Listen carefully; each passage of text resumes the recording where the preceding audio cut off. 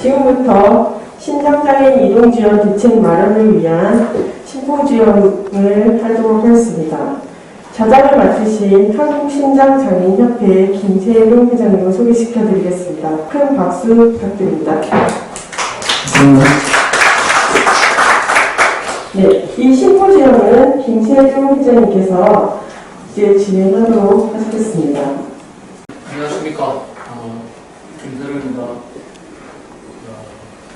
오늘 본 심포지엄은 신장장애인들의 이동권 개선을 위한 정책 개발 및 특별교통수단 모델 모색을 목적으로 하고 있습니다. 오늘 참석하신 발제자및 토론자를 소개해드리도록 하겠습니다. 발제자는 한국보건사회연구원 오옥찬 박사님이 참석하셨습니다.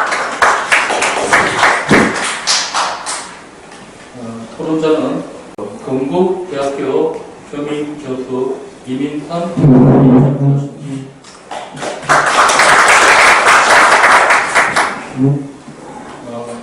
또는 토론자는 한국신장장애인협회 인천협회 이순종 회장님이 참석하셨습니다. 그리고 마지막으로 한국장애인단체 총연합회 이용석 정책실장님이 참석하셨습니다. 네, 안녕하십니까. 반갑습니다. 지금부터 심포지엄을 진행하는데 지금부터 발제는 20분으로 하고요. 토론자분들께서는 10분 내로 발제해 주시기 바랍니다. 그거는 이제 시간을 좀 지켜주시기 바라고 그래서 지금부터 신장장애인 이동지원 대책 마련을 위한 한국보건사회연구원 오옥찬 박사님께서 발제해 주시겠습니다. 네, 안녕하십니까. 한국보건사회연구원의 오옥찬입니다. 신장장애인의 이동욕구 실태와 이동권 보장 방안이라는 제목으로 발제를 할 건데요. 이제 아까 이전에 이제 대회에서도 잠깐 그런 얘기가 나왔는데, 저는 기본적으로 장애정책이 장애 유형별로 좀 세분화되는 것에 대해서 좀 논의를 하고 있습니다. 장애정책은 전반적인 모든 장애인들이 포괄될 수 있도록 좀 정책을 짜고, 장애 특성들이 고려될 수 있도록 하는 것이 좀 좋다라는 생각을 갖고 있어서 오늘 발표도 사실 이동권 전반에 대한 얘기를 하면서 신장장애에 대해서 어떤 걸 고려할 수 있을까, 이런 얘기 중심으로 말씀드리려고 합니다. 기본적으로는 신장장애인들의 현재 상태가 어떤지, 이동에 대한 여부가 어떤지, 이런 것들을 먼저 본 다음에 현재 제도가 어떻게 되고 있고 어떤 게 문제인지 이런 순서로 말씀드리겠습니다. 그림 1부터 보시면 신장장애인이 계속 증가하고 있습니다. 근데 아시겠지만 2010년 정도가 되면 전체 등록장애인 인구는 정체돼서 잘 늘지 않고 있습니다. 그전에는 빠르게 증가하다가 신장장애인 그림에서 보시는 것처럼 지속적으로 계속 현재까지 증가하고 있는 것을 알 수가 있습니다. 근데 그 다음 그림 2를 보시면 이게 이제 장애의 정도에 따라서 중증과 경증을 나눴을 때 이 중증과 경증을 보시면 둘 다 물론 다 증가하고 있는데 이 중증 신장 장애인의 증가량이 훨씬 더 많습니다. 그러니까 이게 그 신장 투석을 받는 신장 장애인 분들의 규모는 점점 늘어나고 있고, 이분들이 기본적으로 의료에 대한 욕구가 높고 그 의료와 별도된 이동 욕구가 굉장히 높은 분들입니다. 그런 것들을 좀 확인해주는 자료를 좀 먼저 보여드리려고 했는데, 신장장애인에 대한 전국적인 어떤 조사 자료들이 사실 별로 없습니다. 그래서 어쩔 수 없이 신장장애인의 상황을 좀 보기 위해서 전체 장애인을 대상으로 한 장애인 실태조사 자료를 좀 사용을 했고요. 다만 이런 자료를 사용할 때 조금 장점은 신장장애인과 다른 장애인을 좀 비교할 수 있다는 장점이 있습니다. 그래서 그 다음 페이지에 그 표 2를 보시면 이게 이제 장애인 실태조사에서 나타난 겁니다. 그러니까 전체 등록장애인 상황은 조금 다른 거고요. 예, 전체 이제 신장장애인을 파악된 분들 중에서 투석을 받는 분은 81% 정도 나옵니다. 그분 중에는 이제 신장이식을 받았지만 다시 또 투석을 받게 되는 분들도 현재 일부 존재하는 걸로 나오고요. 그래서 이제 투석을 받으신 분들이 의료용 욕구가 굉장히 높을 거기 때문에 이분들과 전체 신장장애인과 투석을 받는 신장장애인분들을 조금 더 구분해서 제시해 보려고 했습니다. 먼저 그 표 3의 건강 상태를 보시면 이 주관적 건강 상태에서 나쁘다고 응답하는 비율이 신장장애인을 제외하는 나머지가 50%가 좀 안 됩니다. 49%인데 신장장애는 77%, 투석을 가지신 분 40% 굉장히 높다는 걸 알 수 있습니다. 그러니까 건강 상태가 굉장히 안 좋다는 걸 알 수가 있고, 근데 이게 신체적인 건강뿐만이 아니라 그 다음에 나오는 이 스트레스나 절망감이나 자살 생각, 이렇게 이제 정신건강 차원에서도 안 좋게 느끼는 분들의 비율이 신장장애인보다 훨씬 더 높게 나옵니다. 이거는 이제 신체 건강이 단지 거기서 끝나는 게 아니라 정신적인 건강 문제까지 이어진다는 것을 볼 수가 있고요. 그 다음에 이제 표 4를 보시면 의료 이용 특성입니다. 그러니까 정기적인 진료를 받고 있는지를 물어보는 질문이 있습니다. 그러니까 신장장애인을 제외해도 장애인 전체적으로 높습니다. 80% 정도가 정기적인 진료를 받고 있는데 신장장애인은 100%로 나옵니다. 네, 그리고 입원 여부 같은 것들도 약 2배 이상의 높은 입원 비율을 보여주고 있고요. 그러니까 의료 이용의 빈도나 어떤 정도나 이런 것들이 굉장히 적다라는 것을 확인해 줄 수 있는 자료입니다. 그 의료 이용을 할 때 어느 정도 이제 만족하는지 보는 문항들도 있습니다. 그래서 표 5를 보시면 전반적으로 이제 의료진들이 장애에 대해서 좀 이해하고 있는지, 이해도가 있는지, 서비스 만족하는지, 또 의료기관의 시설 장비에 만족하는지를 물어봤을 때 전반적으로 신장장애인이 나머지 장애인들보다 만족도는 조금 더 높게 나옵니다. 그러니까 이거는 일단 전형적인, 그러니까 고정된 어떤 의료 처치를 지속적으로 받기 때문에 뭔가 이 일관되고 또 의료진과의 관계도 형성되고 아마 이래서 그런 거 아닌가 싶은 생각이 들고요. 그럼 이제 이게 의료 이용 욕구나 빈도, 정도 이런 것도 굉장히 높다는 것은 확인이 되고, 그 다음에 이제 그 이동 지원 피로도를 보시면 표 6에 보시면 신장장애인들의 이동 지원 욕구는 조금 다른 장애인들과 좀 다르게 나타납니다. 그러니까 그 일반적인 보행이나 이동이나 대중교통 이용에서 보면은 지원이 불필요하다라고 응답한 비율이 조금 더 높게 나옵니다. 신장장애인들. 그러니까 당연히 이제 신체적으로 이제 간단한 보행이라든지 실외에서 이제 이동하는 것에 문제가 없을 수는 있습니다. 순간적으로는 대중교통 이용도 마찬가지고요. 이런 데서는 사실 신장장애인 어떤 상황이 잘 포착이 안 되는 것이죠. 근데 그 다음을 보시면 또 7을 보시면 그래서 이제 외출이 가능하냐, 혼자서 외출이 가능하냐라고 봤을 때도 신장장애인이 나머지 장애인들과 크게 다르진 않습니다. 가능하다는 비율이. 외출의 빈도를 보시면 거의 매일 외출한다는 비율이 현저히 낮게 나옵니다. 그러니까 외출이 가능하고 보행도 가능하고 그렇지만은 다른 장애인들 혹은 이제 비장애인들만큼의 활발한 활동을 못한다는 것이죠. 그러니까 아마 이제 신체적인 특성, 어떤 이제 체력의 문제, 신체적인 피로도의 문제, 아마 투석을 받게 되는 과정에서 그런 것들하고 관련이 있다고 볼 수가 있고요. 그 표 8에 보시면 외출의 주된 목적이 있습니다. 이게 그 신장장애인을 제외하고 나머지를 보면 그 통합 통근이 가장 높고요. 그 다음 이제 산책 운동 이런 목적으로 주로 이제 그 외출을 하게 되는데 신장장애인은 병원 진료가 압도적으로 이제 높게 나옵니다. 이런 것들은 이게 의료 이용과 이동 욕구가 굉장히 결합되어 있다. 신장장애인 다른 장애인께서 그 특징을 보여주는 것이라고 볼 수가 있습니다. 그 다음에 표 9를 보시면 주된 교통수단인데요.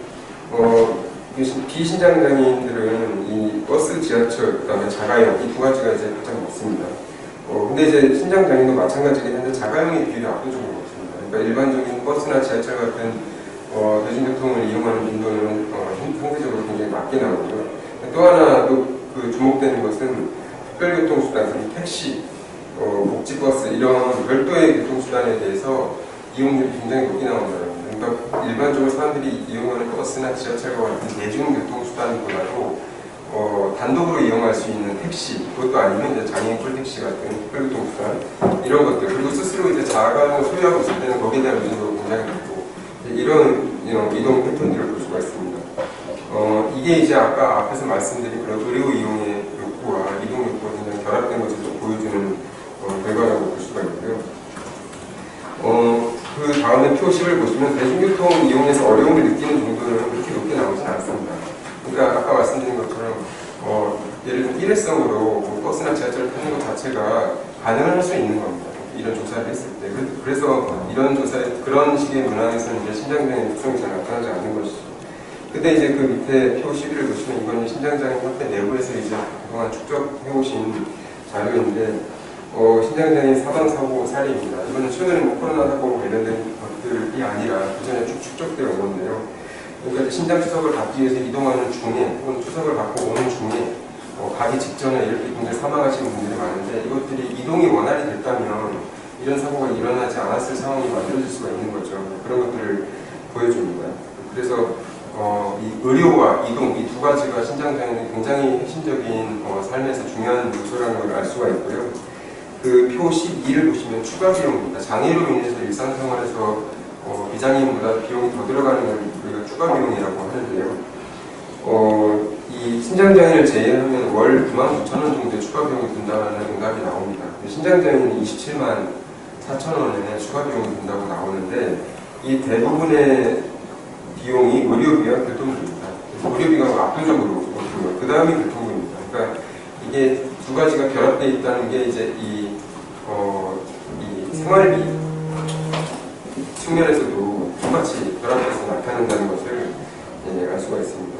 근데 이것이 이제 예를 들면 국가나 사회에 대한 요구사항도 장애인 실태조사를 하다 보면 전통적으로 요구하는 4대 요구사항들이 있습니다. 그러니까 그게 소득, 의료, 고용, 주거 이 네 가지인데요. 이 순서대로 높습니다. 소득이 가장 높고. 근데 이제 신장장애는 의료가 1순위고 소득이 그 다음이고요.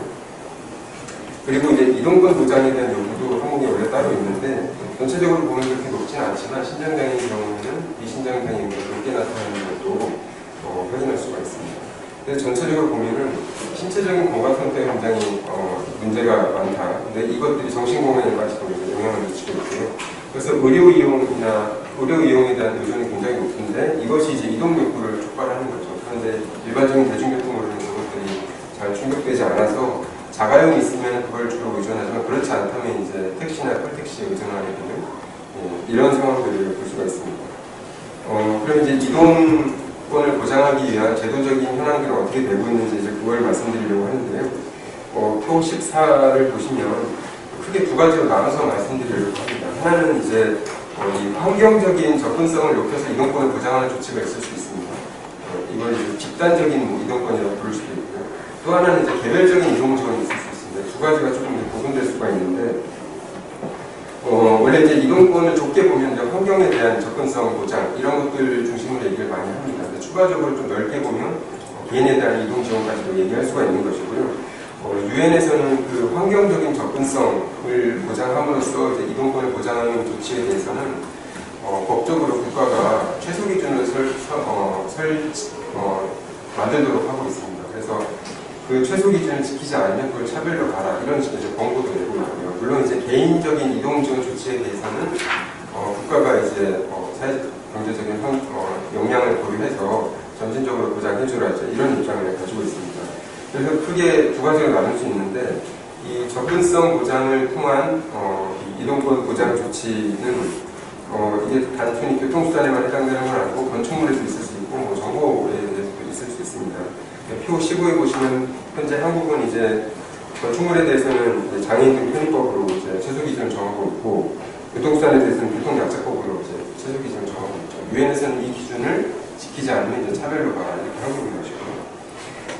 그래서 이제 그 부분에 대해서는 접근성은 이제 규정되어 있습니다. 그래서 아마 이 토론회에서도 가장 주목하고 있는 게 교통약자법일 텐데요. 거기에서 이제 교통 편의시설에 대한 교통수단의 이동 편의시설에 대한 설치 기준을 정하고 있고 또 하나 이제 저상버스도 사실은 이제 이 접근성을 보장하기 위한 조치라고 볼 수 있습니다. 개별적인 조치가 아닙니다.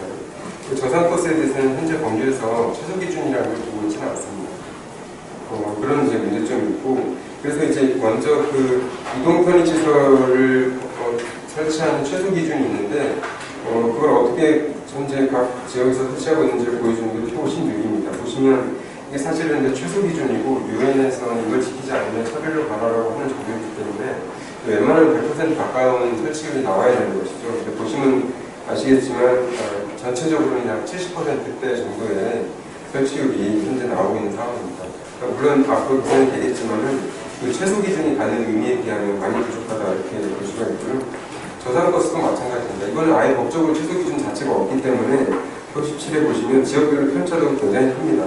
어떤 지역은 10%가 안 되는 지역이 있고요. 가장 높은 서울이 이제 약 50%가 최근에 나온 상황이고요. 그래서 이 저장버스 보급률도 법적인 최소 기준을 없음으로 해서 사실은 이 속도가 굉장히 안 나고 있다 이런 상황을 좀 말씀드리고 싶습니다.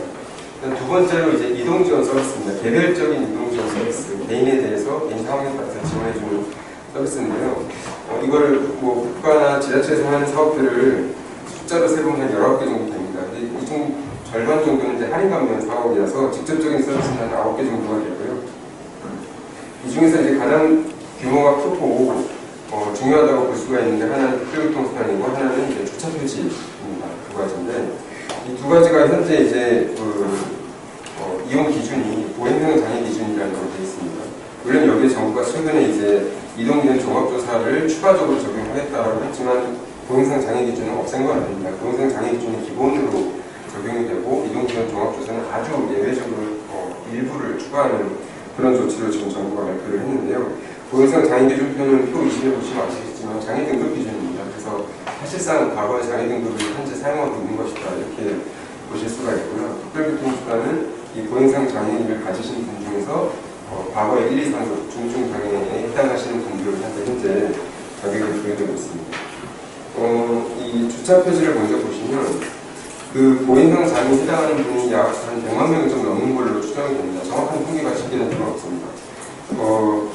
근데 그 중에서 한 절반 정도인 51만 7천 명 정도가 지금 현재 주차 표지를 받아서 사용하시고 계시고요. 신장장애인 같은 경우는 발급률이 39% 정도로 굉장히 높은 편에 속합니다. 근데 이제 이 발급률 자체가 이제 해석하기는 조금 어렵습니다. 왜냐하면 경제적인 여건도 이제 자기 경우가 좀 다르고요. 그다음에 왜냐하면 자동차를 소유해야지만 표지를 받을 수가 있으니까요. 그리고 이제 그 운전면을 취득할 수 있느냐 이런 것도 좀 달라지고 해서 신장장애는 하지만 어쨌든 주차 표지를 이용하는 비율이 굉장히 높다 타장애에 비해서 이렇게 볼 수가 있고요. 그다음에 이제 주차 연수를 보시면 그 장애인 전용 주차구역 연수가 전국에 33만 개 정도가 있습니다. 그러니까 이걸 앞에 그 수치 51만 개의 표지와 비교해보면 한 면을 전용 주차구역 한 면을 약 1.54대가 사용하는 겁니다. 이게 이제 그냥 수치로는 나타나는 건데 이거를 전체 주차 면수하고 비교하면 오히려 이용이 좀 더 용이하다고 불릴 수도 있어요. 왜냐하면은 우리나라 전체 자동차 대비 이 주차 면수를 비교해보면 주차 면수 한 곳당 자동차 평균 2.5대가 이용하는 꼴입니다. 그래서 장애인 전용 주차구역보다 조금 더 이용이 용이하다 이렇게 볼 수 있는데 사실 그렇지만은 않은 게 장애인 전용 주차구역은 전체 주차장에서 적으면 1개, 많으면 2, 3개 이렇게 밖에 없기 때문에 이게 뭔가 이제 흔히 말하는 회전율 같은 게 잘 안 이루어지는 거죠. 그렇기 때문에 한 번 이용을 해서 누군가가 선점하고 있으면 이용이 굉장히 어려워지는 이런 상황들이 발생할 수가 있습니다. 그 다음에 이제 특별교통수단인데요. 표 23에 보시면 2018년 말 기준이라고 되어 있습니다. 그런데 여기서 주의하실 것은 이용 대상자 수가 68만 9천 명인데 이것은 국토교통부가 장애등급제가 폐지될 때 2019년 7월에 이용 대상을 조금 늘렸습니다. 기존에 1, 2급까지만 이용 대상이었는데 이걸 이제 중증 장애를 가진 보행상 장애 이렇게 했기 때문에 늘은 조금 더 한 14만 명 정도가 늘어났고요. 그렇게 해서 68만 9천 명인데 이 특별교통수단 법정 대수가 이제 200명당 한 대에서 150명당 한 대로 또 늘리는 조치를 동시에 취했습니다. 그걸 다 지키려면 이제 4,593대가 필요한데 2018년 당시에 1,400대가 이제 부족한 상황이었어요. 물론 그 아래 표를 보시면 기준이 변화하기 전에는 2018년에 이미 법정 보급률을 다 초과한 상태였습니다. 100% 이상 되는 상황이었는데 2019년에 이제 기준을 이제 넓혔기 때문에 전국적으로 평균 70%대 정도의 보급률이 나오고요. 이것들이 이제 지켜야 되는 것이죠. 지자체들이 100%를 향해서 지금 가는 상황이라고 볼 수가 있습니다.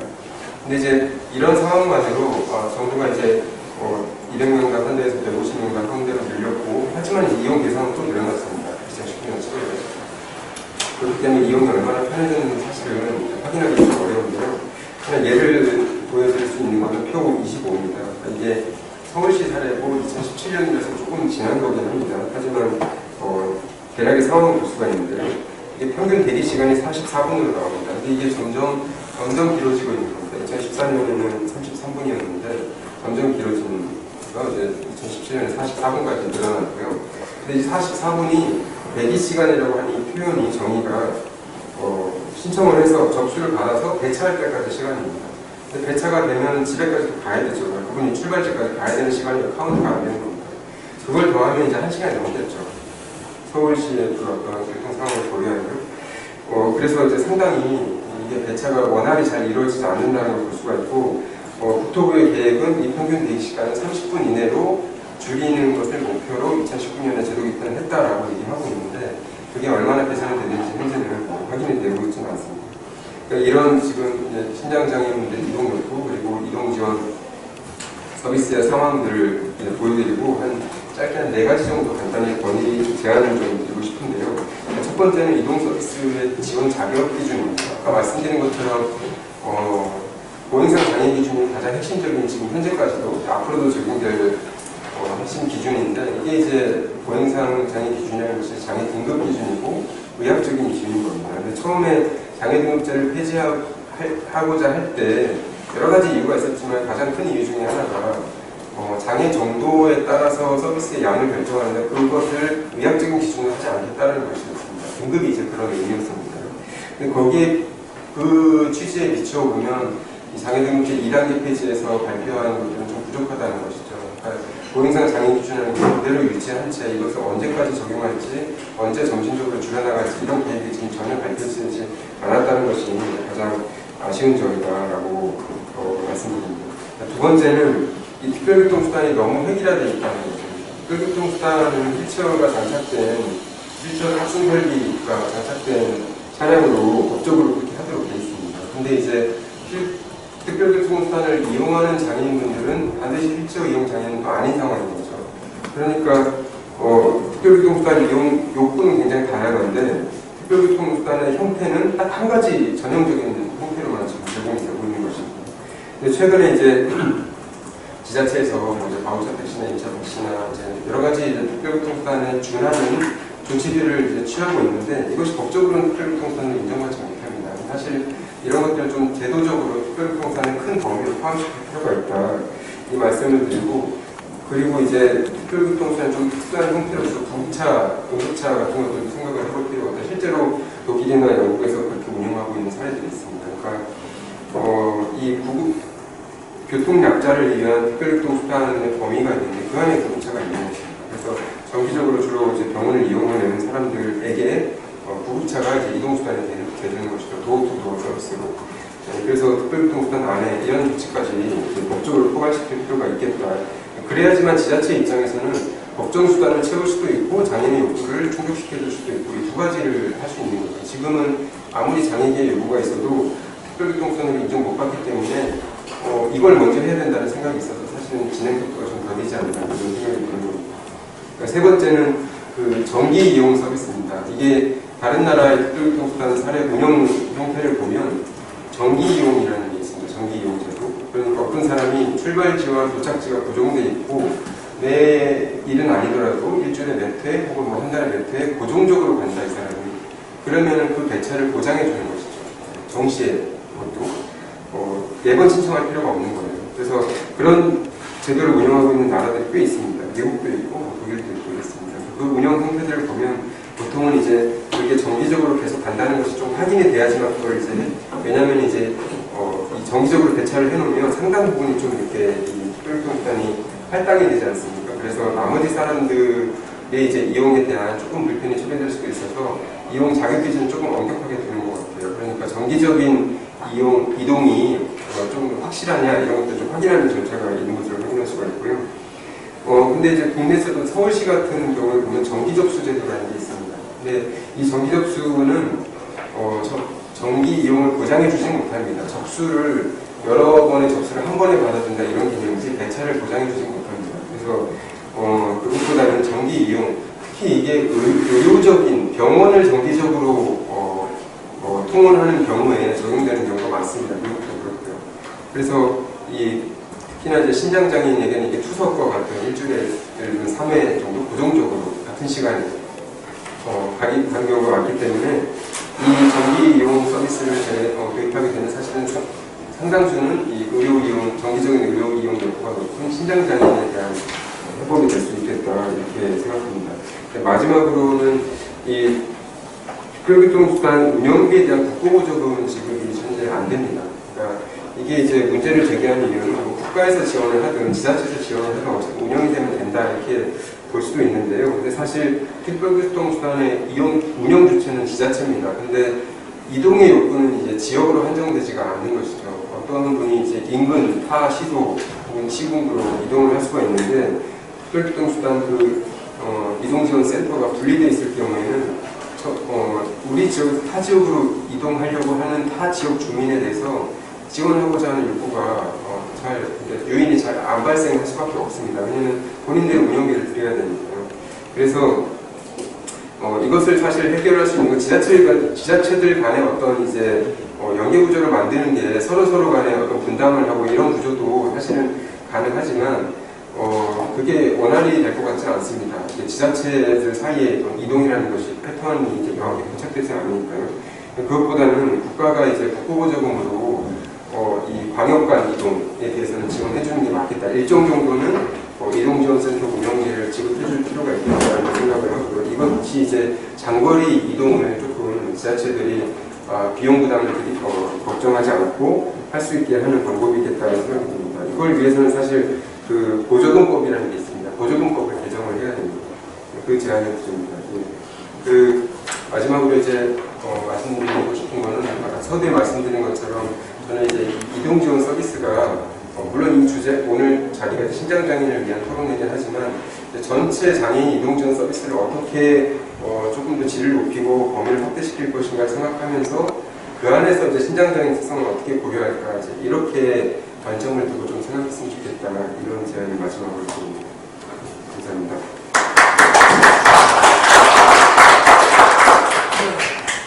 네, 지금까지 한국보건사회연구원 박사님께서 하셨습니다. 다음으로 동국대학교 경민교수님 이민건 교수님께서 보관해 주시겠습니다. 예, 이번에는 신장장애인 이동권 구축을 위한 정책 권유제에서 말씀드리겠습니다. 우선 큰 틀로 신장장애인 응급이동지원센터 지자체 설치에 대한 그리고 장애 등급제 폐지에 따른 신장장애인 특별교통수단 이용의 기준을 개선할 것들 그리고 각 지자체 특별교통수단 조례 제정 및 신장장애인 이동과 접근을 명시할 것들에 대한 정책 권유에서 말씀드리겠습니다. 우선 이동과 접근에 있어서 신장장애인이 겪는 문제점을 들자면은 첫 번째로 효력이 없는 장애인 건강법이라고 할 수가 있겠습니다. 한국신장장애인협회가 현재 특별교통수단으로는 신장장애인의 의료시설 접근이 보장되지 않고 있고 또 의료기관 접근을 위한 특별교통수단의 마련을 요구를 했습니다. 그러나 현재 전혀 반영되어 있지 않고 있고요. 장애인 건강보험법이 제정되었지만은 이동 지원에 관한 내용은 개선되지 않고 방치되고 있는 실정입니다. 이로 인해서 신장장애인의 병원 접근 등을 포함한 이동 및 접근 문제가 개선되지 않고 있습니다. 또한 독거 및 저소득 신장장애인 병원 방문을 위한 교통비 등의 이동 장벽에 대해서 말씀드리겠습니다. 많은 수의 신장장애인들이 가족의 차량이나 또는 정당의 교통수단들을 통해서 병원으로 이동하고 있습니다. 독거 세대 고령의 신장장애인들 경우에는 이 또한 가게 생계나 또는 경제사정상의 어려움으로 인해서 단절이 되기 때문에 이동에 대한 불편, 또 어려움 등이 많이 따르고 있는 형편입니다. 더욱이 신장장애인이 병원 이용 등에 대한 외출 시에 공공교통수단의 이용이 불편한 것으로 나타났고 이에 대응하기 위해서 택시를 이용하는 이동 등은 취업 제한 등으로 소득 수준이 낮은 신장장애인들에게는 경제적인 부담을 발생시키는 요인이 되기도 합니다. 또 가우처 택시만으로는 주당 왕복 3회 병원 방문이 어려운 실정입니다. 신장장애인들은 기본적으로 주 3회 왕복 6회를 병원을 이용을 합니다. 인공신장실의 투석을 위해서죠. 그래서 안정적이고 정기적으로 이용 가능한 이동권이 확보가 필수라고 할 수 있습니다. 그러나 현재는 가우처 택시 같은 경우에는 시각장애인 활동 이동지원센터에서 운영하고 있는데 이러한 것들이 주로 예약이나 등등의 이용을 하는데 어려움이 있습니다. 그래서 또한 이러한 바우처 택시를 이용할 수 있다라는 정보 자체도 의식하지 못하고 있는 상태가 다수입니다. 투석 이외에 위한 병원 이용에서는 신장장애인들이 주 3회 장기간 이제 보통 이식을 하기 이전까지는 장기간 투석을 하게 되는데 이들은 이로 인한 혈관 막힘이나 가려움증, 백내장, 또 빈혈, 위장장애, 리마티스 관절염, 또 고칼륨증 등의 합병증이 발생되고 이로 인해서 투석일을 제외한 월 3회 이상의 병원을 이용하게 됩니다. 신장장애인들이 의료원에서 진료가 어려워서 대다수의 대학병원을 이용할 수밖에 없습니다. 병원 이용의 바우처 택시 등을 이용하려고 해도 예약이 어려움으로 인해서 대중교통을 이용하고 있는 형편입니다. 또한 병원에 투석으로 인한 병원 이용에서 부족으로 타 지역에 가서 투석을 받기 위한 이동 장벽이 있습니다. 2018년 87,892명 그리고 2019년에 92,608명으로 추산되고 있는데 연 4,000명이 증가하고 있는 신장장애인들이 거주 지역의 투석병원 부족으로 인해서 타 지역에 가서 투석을 받고 있습니다. 그래서 이들의 이동권이 확보가 되지 않아서 왕복 4시간 이상의 대중교통을 이용하면서 투석을 받고 있는 실정입니다. 또 대중교통을 이용할 때 위험성들이 도사리고 있는데 신장장애인들은 투석 전후 전해질 불균형으로 인해서 이제 응급 상황이 많이 발생합니다. 그래서 어지럼증이나 근육마비 등의 이제 위험이 노출되어 있는데 특히나 이제 투석 후에 이러한 현저히 낮아진 신체 상태를 유지하면서 대중교통을 이용하는 것은 매우 위험하다고 볼 수 있겠습니다. 또 인과적 변화에 대응 못하는 신장장애인의 이동 정책을 볼 수가 있겠습니다. 정기적인 장애인 실태 조사 결과를 비교하면 신장장애인은 1년에 약 4,000명씩 급증하고 있는 것으로 나타나고 있습니다. 그러나 현재 운행 중인 장애인 특별교통수단은 절대수가 부족하고 대기시간이 길게는 6시간 이상을 기다려야 하므로 신장장애인이 병원 방문할 때는 굉장히 어려움을 겪고 있습니다. 따라서 신장장애인들이 주 3회 왕복 6회 병원 이용을 하기 위해서는 특성화된 이동 지원이 필요한 실정입니다. 더불어서 신장장애인의 이러한 특성을 고려한 이동 수단이 없음은 당연한 사실입니다. 투석 합병증으로 인해서 부종맥이나 심장 확장, 혈관 질환, 동정맥류, 혈관 막힘 이러한 증상이 생기는데 이로 인해서 병원 이송에 적합한 수단이 없고 구급차를 이용할 경우에는 한두 번만에 이용을 해야도 장애인 연금 수백 모두를 지출해야 할 정도로 고가의 비용을 지불해야 합니다. 또 신장 이식 수술을 한 후에 회복이 될 때까지 지속적인 검진을 위해서도 병원 방문이 빈번하게 이루어지고 있죠. 이 과정에서 교통수단 이용 과정에서 감염 예방을 위해서 살균 처리된 차량 이용이 필수적이지만 현재 이러한 시설을 갖춘 특별 교통수단은 지원되고 있지 않고 있습니다. 또 응급이송센터를 운영할 경우에 이제 어려움들을 볼 수 있는데요. 지역별 신장장애인협회 또는 산하지구에서 신장장애인의 이동 문제를 해결하기 위해서 자체적으로 응급이송센터 사업을 실시해서 운영을 하고는 있습니다. 그렇지만 이가 숫자가 소수에 불과하고 예산 부족의 사유로 많은 수의 차량을 확보하고 있지 못하고 있는 형편이고요. 또 전담 인력도 배치되지 못하기 때문에 수요에 따른 공급이 또한 원활하지 못하고 이러한 실정에 놓여 있는 상태입니다. 또 장애인 활동 지원사라고 하죠. 활동 지원 이용을 할 때 어려움도 있습니다. 공공교통을 이용할 경우에 집에서부터 공공교통 정류장까지 이동을 하거나 또는 대중교통 수용을 이용하는 동안의 안전을 위해서는 활동 지원사의 지원이 필요합니다. 그렇지만 활동 지원을 받기 위한 어려운 판정 기준으로 활동 지원제도 이용이 거의 불가능한 상태입니다. 우선은 이제 사지가 멀쩡하다는 느낌, 어느 정도 걸을 수 있다는 느낌, 이런 것들 때문에도 많이 제외되고 있는 상황입니다. 또 장애인 등급제 폐지에 따른 이용 기회의 축소를 될 수가 있는데요. 현재 대다수의 지자체에서 이제 중증 장애인을 위한 장코를 운영하고 민간 운수업체와의 협력을 통해서 장애인 이동권 보장을 위해서 노력을 이어나가고 있지만 지자체 간의 예산 부족으로 인해서 수요에 비해서 공급이 현저히 떨어지고 있고 원활하지 못하고 있습니다. 올해 7월부터 장애 등급 폐지로 인해서 특별교통수단 이용 대상이 확대되었기 때문에 그를 수요에 비한 공급이죠. 이것도 역시나 그 어려움은 더욱더 커질 것으로 예상이 되고 있습니다.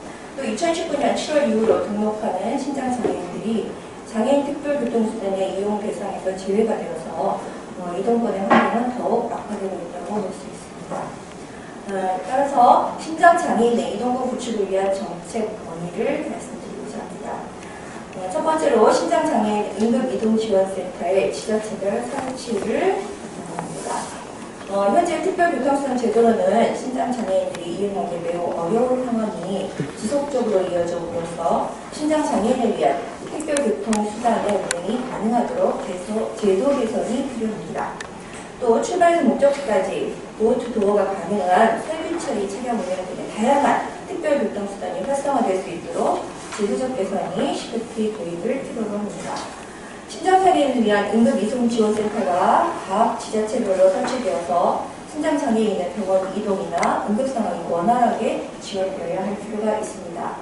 두 번째로 장애 등급 폐지에 따른 심장장애인 특별교통수단 이용 기준 개선을 제안하는 바입니다. 장애 등급제 폐지로 장애인 특별교통수단 이용 대상이 증가하고 심장장애인들의 이용은 더욱 제한적으로 변하게 됩니다. 따라서 각 지자체에서는 장애 등급제 확대에 따른 운영 예산을 확대하고 그 이용 대상을 심장장애인들에게 적정 수준 이용 가능하도록 개선을 해주시기를 제안합니다. 세 번째로 각 지자체별 특별교통수단 조례 제정 및 심장장애인 이동과 접근을 위한 명시가 필요합니다. 심장장애인들이 차량을 이용하는 데 있어서 부분 근역별 노선 배차 시간의 간격이나 편차가 상당히 심하므로 대기하는 시간이 길다는 민원이 자주 접수되고 있습니다. 또한 이에 따라서 정부에 의해 특별교통수단 표준 조례안이 마련되었는데 이에 각 지자체에서는 이를 바탕으로 해서 특별 조례안을 마련해야 하지만 아직은 정부만이 조례안을 마련하고 있습니다. 각 지자체에서 조례를 조속히 제공하고 심장장애인이 이동과 접근을 위한 다양한 교통수단 지원과 병원 위송센터 지원에 대한 명시를 하여야 한다고 제안하는 바입니다. 네, 지금까지 대학교 경영학부 이민선 교수님의 발언이었습니다. 다음으로 한국심장장애인 지체협회 이순종 회장님께서 발언해 주시겠습니다. 네, 저는 심장장애인 이송지원센터의 설립 배경과 필요성에 대해서 말씀드리도록 하겠습니다. 현재 심장장애인은 중심의 장애로 생존을 위한 병원 투석 방문 횟수를 보는 매주 3회 이상 양봉 6회로 24회 투석을 위해서 병원을 방문하고 있습니다. 투석을 위한 병원 방문 이외에 긴급을 위한 혈관 수술을 할 경우도 있는데 저희 인천협회에서는 사회복지 공동모금회를 통하여 1년간 단위 사업으로 진행되는 이송 서비스 지원 사업을 현재 수행하고 있습니다. 이 사업은 투석 혈관 관리와 재개통 수술을 위한 심장장애인을 위하여 이송 서비스를 제공하고 있는 사업으로 인천 지역 심장장애인들을 대상으로 진행되며 이송 차량 한 대의 이용 건수가 적게는 월 120회에서 많게는 200회이고 있습니다. 이 수치를 연으로 계산한다면 1440회에서 약 2400회 운행이 되고 있다는 말씀을 드립니다. 혈액투석 관련 통원 외에 혈관 관리만 말씀드린 것입니다. 저희 장애비용은 다른 보통 약자와는 달리 심장장애인의 병원 이송 서비스는 생존과 직결되는 필수적 요구사항을 말씀드립니다. 또한 다른 장애비용과 달리 투석 전후 몸 상태로 위험성 노출을 인하여 대중교통 이용 시 응급 상황에 대처가 상당히 어렵습니다. 이에 교통 약자의 이동 편의 증진적으로 있어 장애 비용을 고려한 정책이 필요한 것입니다. 저소득 심장장애인들은 병원 방문 시 교통비, 택시, 버스비, 그 다음에 이동 시 위험, 코로나 감염 등에 노출되어 있고 활동 지원 서비스의 이용 또한 제한이 있는 현실입니다. 다른 장애 비용과 달리 심장장애는 매년 약 5% 이상 증가 추세를 보이고 있어 맞춤형 이동 편의 서비스 시설의 확충 및 절실히 필요합니다. 다음 인천 심장장애인 현황과 전국 심장장애인 도표를 참고해 주시기 바랍니다. 인천 같은 경우 2020년 7월 현재 5,700여 명의 장애인 심장장애인이 등록되어 있습니다. 그리고 사고 유형에 대해서 몇 가지 말씀드려보도록 하겠습니다.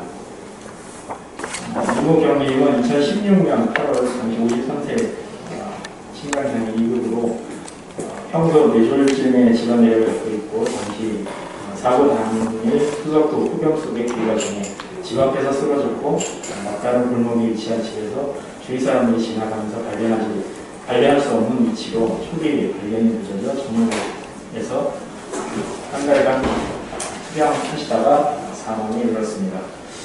유모희 피님은 2016년 3월에 18년간 공학도서 하시다가 2010년 혈투를 하시게 되었습니다. 혈관약에서 3개월에 한 번씩 혈관 치료를 받고 있습니다. 후석병원까지는 집에서 전체로 무정무정인데 빈혈과 어지러움이 심하여 후석으로 다니는 것 없이 힘들었다고 합니다. 후석 후 비가 도중에 전철에서 쓰러져 병원에 옮겼으나 사망이 되었습니다. 김모임님은 2019년 5월 60세로 16년에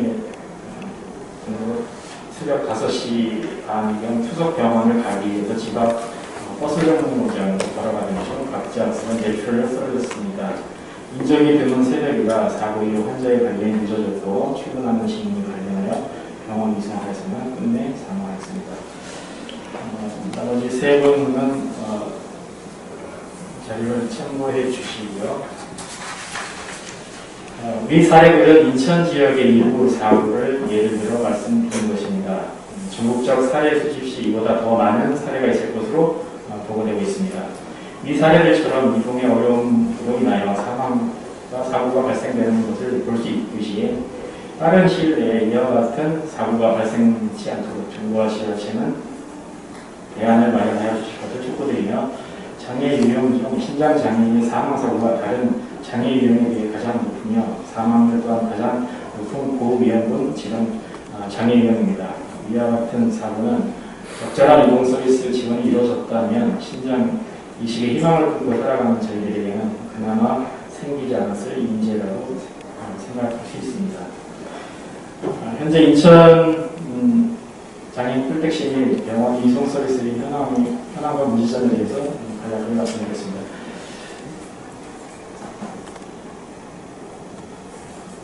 이건 아까 전 프로그램에 비해서 박사님이 다 하신 거라서 이고요.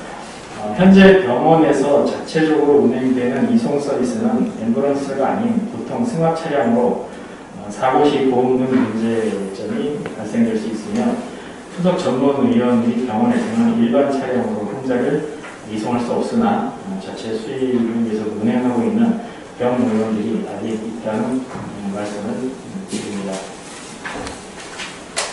이것은 사고 발생 시 환자의 안전에 큰 위협이 될 수 있는 안전 사각지대라 할 수 있습니다. 사장애유형의 이동지원센터를 예를 들어보도록 하겠습니다. 현재 인천 지역에서 운영 중인 장애인 생활편의 이동지원센터의 예를 들어보도록 하겠습니다. 장애인 이동 지원에 있어 직장 출퇴근 및 외출 보조 그리고 기타 이동 서비스 제공으로 장애인들의 사회활동 기회 확대를 위한 운영을 목적으로 하고 있습니다. 그 운영 주체는 한국시각장애인복지연합회 및 시구지구이며 기본 방침은 연합회와 분리 운영함으로써 재무에게 독립 최선구에 의해서 운영되고 있습니다. 이용 대상자로는 인천시에 주소를 둔 장애인복지법 제32조의 등록장애인으로 장애 정도가 심한 시각장애인으로 한정 명시되어 있습니다. 사업 초기 신장과 시각장애인들의 이동 편의를 위해 설치된 생활편의 이동지원센터는 현재는 신장장애인이 새벽에 통원치료, 투석병원 이용에 전혀 도움을 주지 못하고 2019년부터 그 대상을 시각장애인으로 전제하여 병원 방문이 많은 신장장애인들에게 이용의 제약이 따를 수밖에 없음을 말씀드립니다. 진정한 교통약자의 우선순위를 정한다면 누가 가장 우선순위가 되어야 하는지, 또한 장애인의 생활이동 편의 서비스와 생존권 중 어떤 지원이 가장 절실한지, 생명과 직결되어 요구하고 있는 병원 이송 지원이 우선시되어야 하는 후형 장애인들을 다시 한번 생각해 주시길 바라며 저희 신장 장애인들의 삶의 질의 문제가 아닌 생존에 걸린 사안임을 깊이 이해하시어 신장 장애인들을 위한 이동 지원 설립을 지자체별로 설치하여 줄 것을 강력히 권해드립니다. 감사합니다.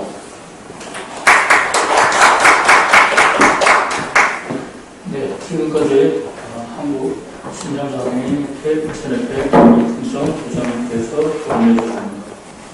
마지막으로 한국 장애인단체 총연합회 이용석 정책실장님께서 도움해 주시겠습니다. 네, 안녕하십니까. 이용석입니다. 우리 조금 이렇게 생각해보자. 지금까지 나왔던 모든 대부분의 논의들이 지금 현재의 제도를 어떻게 바꾸고 그에 따라서 신장장애인들의 이동 권리, 특히 의료기관을 이동할 수 있는 의료기관의 개선을 요구했는데 저는 좀 이것을 권리로 한번 해석해 볼 필요가 있다고 생각해요. 단순하게 제도의 개선은 가능하리라고 봐요. 그것이 조금씩 점진적으로 나아지는 제도의 개선을 통해서 지금까지 발달자나 토론자분들이 특히 말씀하셨던 신장장애인의 생존권을 어떻게 보장할 수 있는지에 대한 문제는 좀 더 다른 결이라고 보는 거죠. 그래서 저는 현재의 우리가 지금 장애인들이 요구하는 이동권이 도대체 어떤 권리로서 보장돼야 되는지에 대한 문제, 그리고 두 번째로는 그 이동권의 보장을 위해서 우리가 가져야 될 몇 가지, 즉 세 가지의 보장권, 그러니까 보행권이나 아니면 장애인 접근권이 보장된 대중교통 시스템, 그리고 특별교통수단을 이용할 권리 같은 것들을 한번 논의해 볼 필요가 있다고 생각합니다.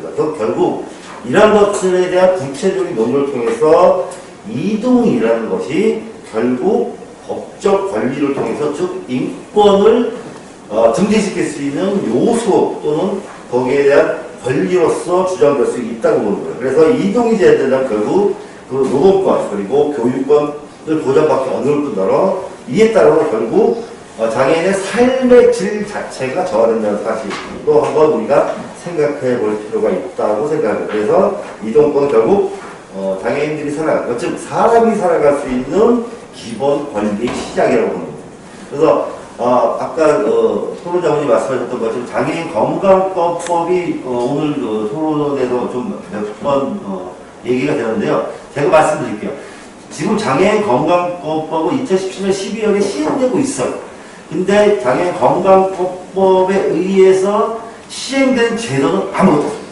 그러니까 그것이 뭐 단순하게 의료기관의 이도뿐만 아니라 장애인 주치의제도, 그 다음에 재활병력 체육의 시스템, 하물며 장애인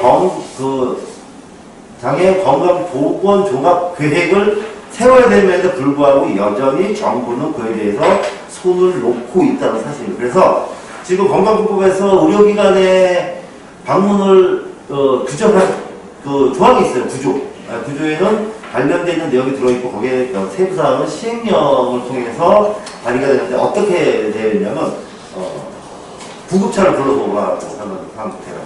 구급차를 한번 불렀는데 30여만 원이 드는데도 불구하고 그것을 어떻게 지원할 건지에 대한 구체적인 안은 없어요. 그래서 결국 현재의 의료기관에 접근할 수 있는 이동수단은 신장장애인뿐만이 아니라 현재 지금 특별교통수단을 이용하는 대부분의 장애인분들이 곤란을 겪고 있다. 그래서 현재 몇 가지를 제가 지적하고 싶은 것 중에 하나가요.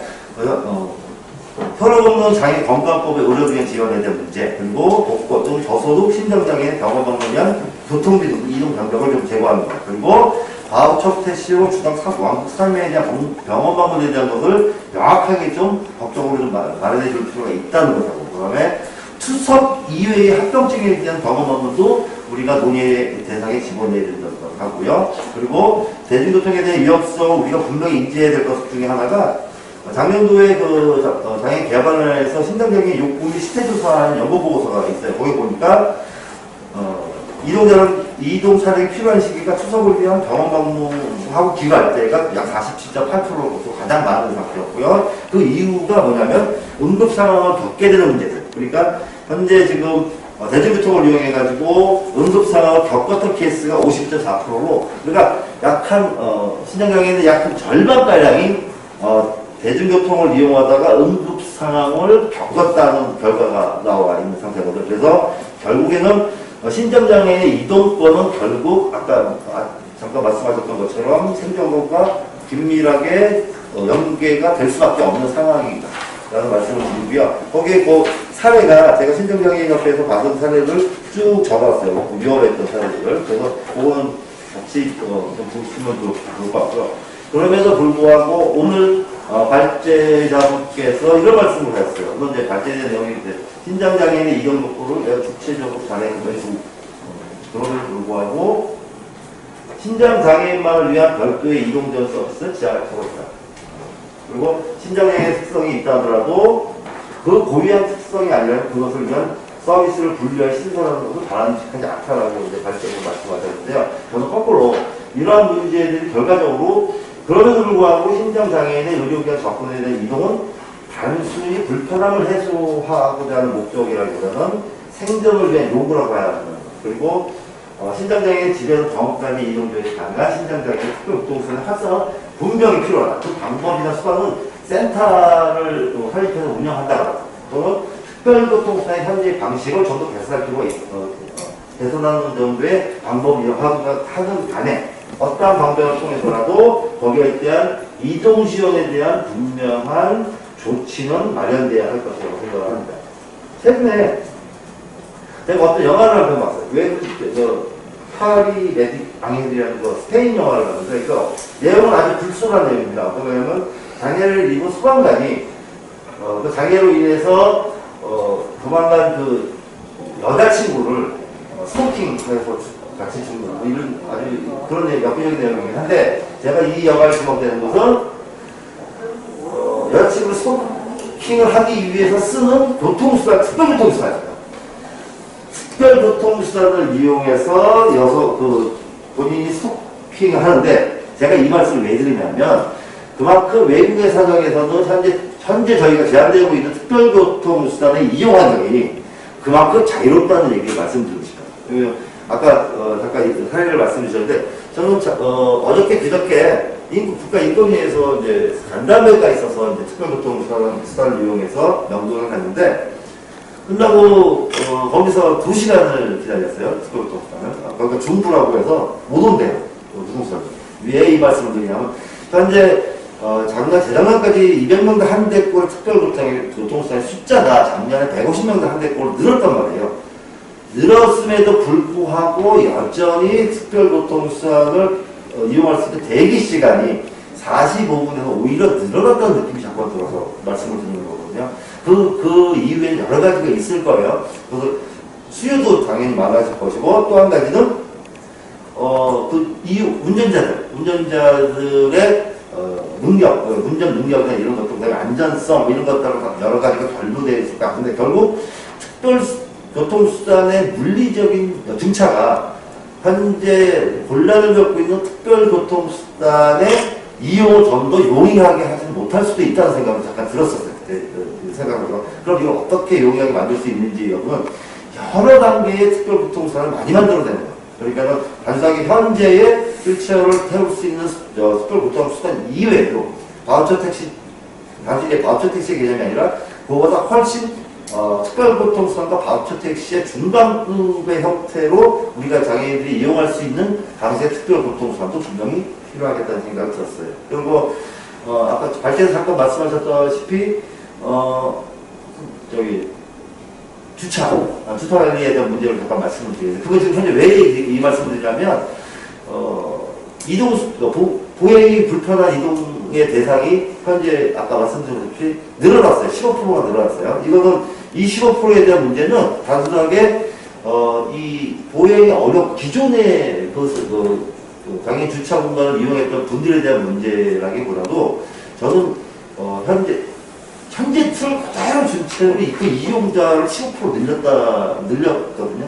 그거는 결국 보건복지부 입장에서는, 정부 입장에서는 우리가 이 서비스의 대상을 15% 늘렸다는, 소위 말해서 실적을 얘기할 수가 있게 되는 거예요. 대신 기존의 서비스를 이용하고 있는 분들은 그만큼의 주차를 할 수 없는 상태가 되는 거죠. 그러니까 바깥에서 보기에는 15%의 대상이 늘었다고 하면 양적인 증가를 생각하지만 실제로는 기존의 30만 명수의 상황에서 오히려 각 개인가 주차를 할 수 있는 주차 명수가 0.58에서 0.51로 줄어드는 상황이 되거든요. 그래서 이런 문제들이 아직도 여전히 해결되고 있지 않은 상태에서의 특별교통수단의 문제는 비단 신장장애인뿐만이 아니라 대부분의 장애인들이 겪는 곤란입니다. 이 이동 상황이 개선되지 않는 한 장애인의 소득에 대한 문제, 그다음에 의료에 대한 문제, 그다음에 교육에 대한 문제가 그 어느 것도 해결될 수 없다는 거죠. 그래서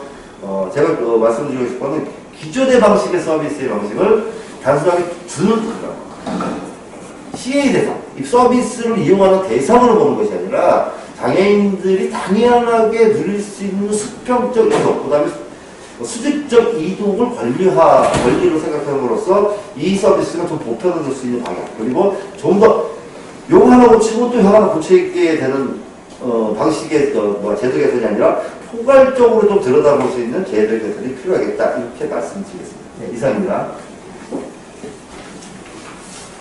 네, 지금까지 한국장애인단체 총연합회 이용석 정책실장님께서 도전해 주셨습니다. 제가 이어서 정책 실장님의 얘기를 저는 잠깐 그런 거를 생각해 왔습니다. 장애인들이 신장장애인뿐만 아니라 모든 면역력이 떨어지는 이런 장애인들에 대해서 이동수단에 대한 방역 이동수단을 생각을 해서 지금 기존에 운행하고 있는 그런 이동수단들을 일부를 방역적으로 떼는 그런 생각을 좀 하면은 좋지 않겠느냐. 전부 다 보면은 이렇게 획일적으로 생각을 하는 게 많아요. 전부 다 우리가 이제 보면 그 유동성이 없다는 말이죠. 그래서 어떤 재난이나 무슨 이런 감염병이나 이런 것이 왔을 때 신장뿐만 아니라 모든 장애인들이 취약합니다. 그러면 거기에 대한 대책을 법안 마련도 중요하지만은 지금 기존에 갖고 있는 기존 수단에서 약간의 변화를 줄 수 있는 그런 정책을 시도하는 것도 좋지 않겠느냐, 그래서 생각이 듭니다. 자, 지금부터 참석하신 분들의 질의응답 시간을 갖도록 하겠습니다. 발제자나 토론자 분들께서 궁금한 내용이 계시면 질의해 주시기 바랍니다.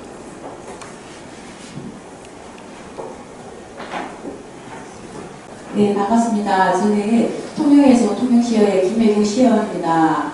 오늘 귀한 자리 마련해 주셔서 감사드리고 한국신장장애인 인천협회 회장님 이순종 회장님께서 여쭤보겠습니다.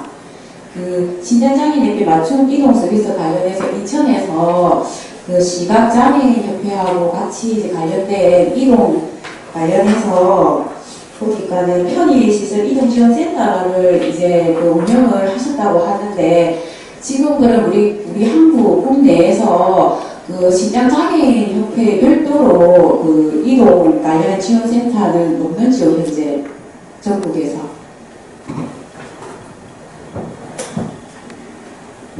제가 알기로는 시각장애인은 전국적으로 지금 이동 편의 지원센터가 운영되고 있고, 예, 신장 쪽은 따로 있는지? 신장은 지금 없습니다. 그래서 그것을 마련하기 위해서 이런 토론의 자리가 있는 것으로 알고 있고요.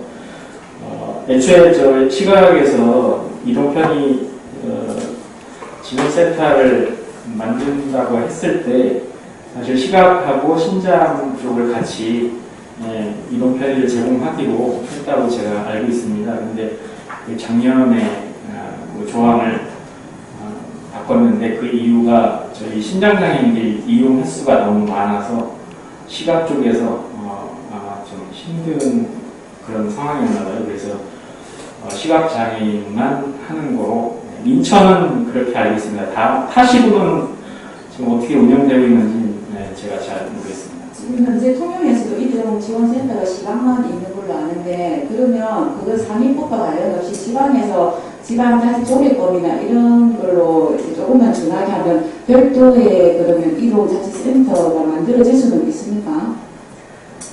그건 중앙회장님이 말씀하시는 게 나을 것 같은데 지자체에서 할 수 있는 사항이 아닌 것 같습니다. 지금 감사드립니다. 네.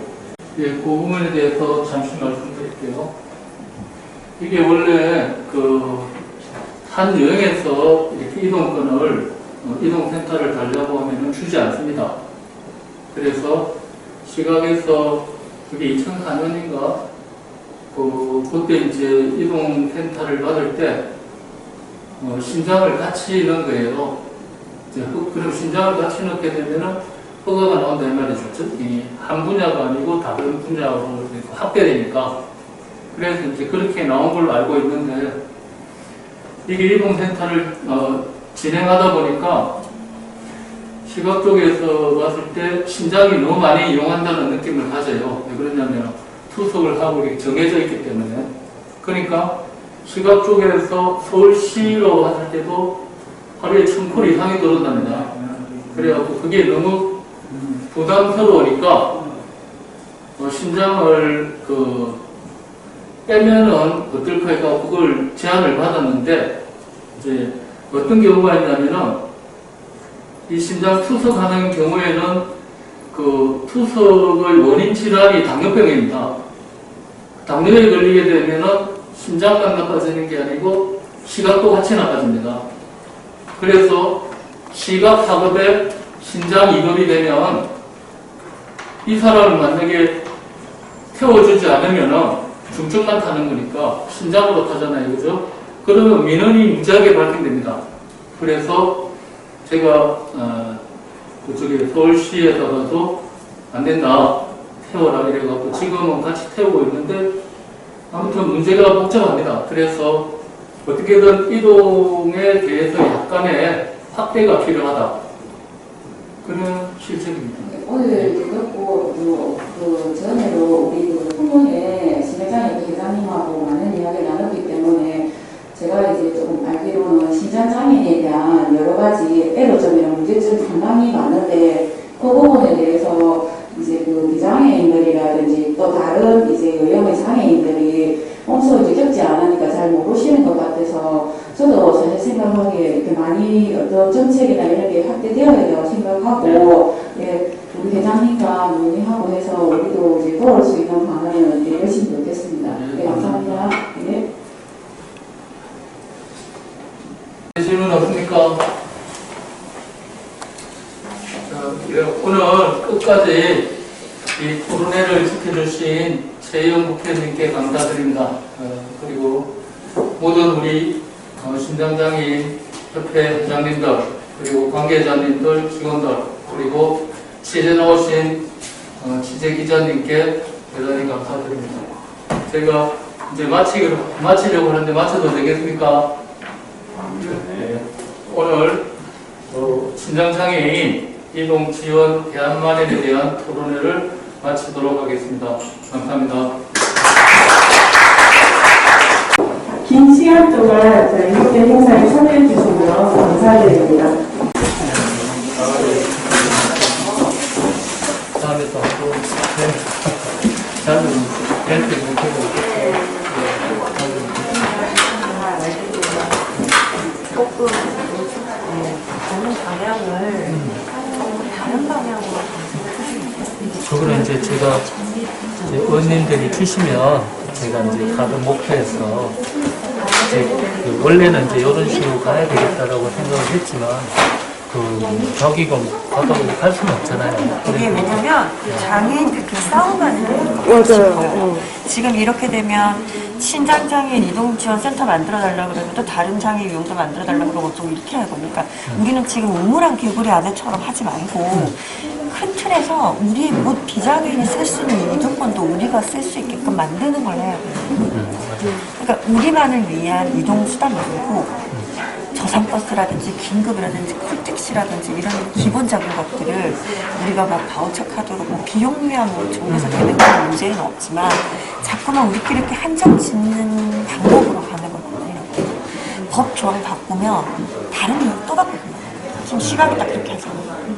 자기 영역 지금 오지 말라고 다 이렇게 그러면 계속 이렇게 만들어지고 근데 이거는 시각을 건드리는 게 아니고 시각은 그러니까 저는 예를 들자면 시각을 두고 따로 우리가 이제 뭐냐면 흡입장애의 유형이 뭐냐면 좀 필요해요. 이거는 정말 필요하죠. 근데 이 필요함을 좀 말씀을 하실 때 그럼 나도 필요하고 장애인들 습성이 너네만 힘드니 그냥 우리도 생명권이 달려있다, 사고가 달려있다 생각했는데 그냥 비장애인 입장에서 이해할 수 있게끔 정말 필요하고 필요한데 그러면 우리 이런 거 같이 써. 이렇게 좀 폭넓게 가지고 있었는데 우리가 너무 이렇게 조금 다친 마인드로 가면 나중에 우리가 좀 손해볼 수 있는 것 같아요. 그거는 주관에서 수정을 해도 그러니까 언론이 필요하잖아요. 뭐를 난 조언해 주시면 저희가 어떤 근데 방향을 찾기가 정말 힘들어요. 왜냐면 수요는 있고 그 정말 이거 말고도 활동 지원서도 그렇고 여러 가지들을 진짜 가서 보면은 힘이 없어서 움직일 수 없는 분들 나이 드신 분들이 가요. 근데 가면 그 투석 그 전담센터 같은 경우는 아마 충분히 만들 수 있을 것 같아요. 왜냐면 이 감염병 자체가 지속적으로 계속 나오고 그러면 그거는 목숨과 연결이 되어 있기 때문에 그거는 충분히 우리가 뭐 요즘에 뭐 재활 전문병원도 나오고 이렇게 하는데 그런 거 안 되는 거야 뭐 충분히 가능할 수 있을 텐데 이건 신장장애뿐만 아니라 이동과 다른 모든 영역 교육권 뭐 이런 것들을 좀 비장애인과 동등하게 우리가 서비스를 받을 수 있는 그런 의원님이 저한테 좀 주세요. 네, 나중에 같이 한번 저는 이제 이렇게 보고 여기에 대해 가지고 어떤 식으로 하면 가장 편하게, 가장 합리적으로 파이가 이러는데 파이를 쪼개먹고 싶진 않아요. 또 다른 파이를 만들어내야 된다. 그렇게 또 시작을 했지만 지금 이제 신장들이 조만간에 뵙겠습니다. 신장들이 참 축소가 돼요. 이게 이제 장애에서 등급이 폐지되면서 기존에 있던 것들이 날라가면 아무것도 없어요. 그러니까 이제 어디 지자체에 가서 들어가서 얘기를 해봐도 신장만을 생각할 수 없으니까 그 택시 타는 거 이런 거 여러 가지들도 다 풀려버렸죠. 원래는 시각과 신장만 탔어요. 그리고 그 휠체어 들어가는 차도 신장이 탔었는데 못하게 하고 시각도 같이 탔는데 못하게 거의 밀어놨어요. 제가 들어가고 그 걸음 민원을 그 신장하고 시각하고는 그 밀접한 그 당뇨병이나 그 밀접한 관계가 공통점이 있어요. 그 교집합을 어떻게 해결할 수 있을까? 이거는 신장장애만의 문제는 아니에요. 다른 장애 유형들도 본인들 이익만 생각해서 그런 부분들이 좀 많이 있고 같이 고민하는 문제예요. 근데 신장은 이득이 뭐 아무것도 없으니까 그러니까. 제가 그냥 아무데 발을 디디는 게 아무것도 없어요. 뭐 복지가 전부 쪽에 하나가 없어요. 그러니까 내부 장애가 너무 장애는 너무 돌보지 않는다. 2000년에 되었으면 뭔가가 하나는 주어져야 되는데 2021년을 다니는데 하나도 없어요. 가서 이제 실태를 파악해보면 참 힘들고 신장에서도 초기엔 사람 아직도 건강해요. 그런 사람들에게 설문조사를 하면 일반인처럼 얘기를 하는데 그게 5년, 10년을 흐르면 이제 완전히 달라지는 그러니까 이걸 설문조사를 할 때도 1, 2년 된 사람이 들어가면 일반적인 느낌이 들죠. 아직까지 몸이 망가지는 단계가 한 3년 정도 걸려요. 이제 3년 지나고부터 관절도 무너지고 심은 심장도 크지고 이런다. 그럼 그때 돼서 또 고칼륨증에 걸려가지고 심장마비 걸리듯이 그냥 거의 죽어서 병원에 그걸 이제 느낄 때까지 기간이 조금 있어요. 그래서 그런 것들을 하고 아무튼 오늘 들어주시고 해가지고 나중에 이제 그 문제점 되는 것을 말씀해 주시면 그러면 제가 거기 맞춰서 이게 하는 게 중요하니까. 제일 잘해가지고 아닙니다. 예, 연락드리겠습니다. 수고하셨습니다. 수고하셨습니다. 네.